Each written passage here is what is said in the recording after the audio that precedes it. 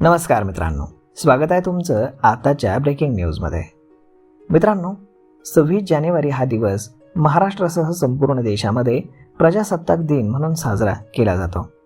या दिवशी देशामध्ये सर्वत्र शालेय विद्यार्थ्यांना सार्वजनिक सुट्टी दिली जाते.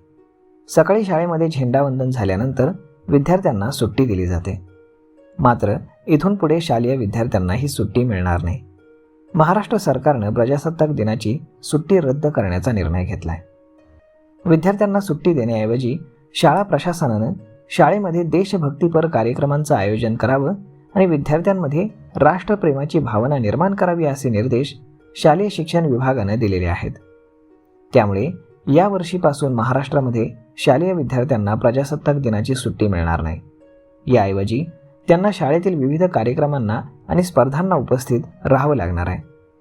शालेय शिक्षण विभागानं मंगळवारी एक परिपत्रक जारी करून सर्व सरकारी आणि खाजगी शाळांना प्रजासत्ताक दिनी शाळेमध्ये दिवसभर देशभक्ती थीमसह विविध स्पर्धा आणि कार्यक्रमांचं आयोजन करण्याचे निर्देश दिलेले आहेत. 26 जानेवारीच्या दिवशी आपल्या विद्यार्थ्यांमध्ये राष्ट्राचा इतिहास, आपली महान संस्कृती आणि देशाचं भविष्य याबद्दल राष्ट्रीय अभिमानाची भावना निर्माण केली पाहिजे. त्यामुळे 26 जानेवारी 2025 पासून प्रजासत्ताक दिन सर्व माध्यमांच्या सर्व सरकारी आणि खाजगी शाळांमध्ये विविध कार्यक्रमांसह साजरा केला जाईल असं परिपत्रकामध्ये नमूद करण्यात आलेलं आहे. या दिवशी कोणकोणते कार्यक्रम घ्यावेत यासाठी 8 स्पर्धा आणि कार्यक्रमांची यादी देण्यात आली. त्यामध्ये ध्वजारोहणानंतर प्रभात फेरी, वक्तृत्व स्पर्धा, कविता स्पर्धा, नृत्य, चित्रकला, निबंध आणि क्रीडा स्पर्धा आणि प्रदर्शन यांचा समावेश करण्यात आलेला आहे. हे सगळे कार्यक्रम देशभक्तीपर थीमवरती असावेत असं पत्रकामध्ये म्हटलंय. जिल्हा शिक्षण अधिकारी आणि शिक्षण निरीक्षकांना निर्देशाची अंमलबजावणी ही करावी लागणार आहे.